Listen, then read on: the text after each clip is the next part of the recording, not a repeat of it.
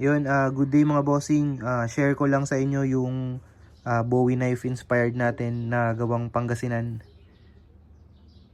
Yan, 12 inches yung blade length, 5.5 inches yung handle. Yun yung kapal niya. Full tang. Molye yung talim, oil quench. Solid kamagong yung handle. Mahaba siya. Usually 8 inches lang yung mga nakaraang Bowie knife natin. Ngayon 12 inches yung pinagawa natin.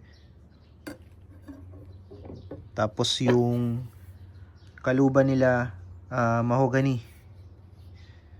Yan, meron kasi tayong 10 pirasong natapos. Yan, same materials lang naman lahat. Yan, mahogany na ginamitan ng wood stain para maging dark.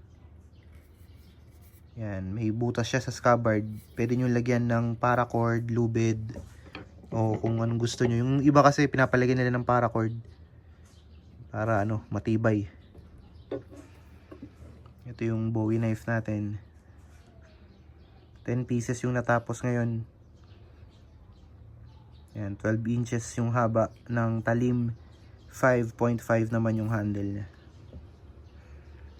Yan, check nyo yung dulo ng video natin, may cut test tayo dyan. Yan, tibay, ganda ng pagkakasubo.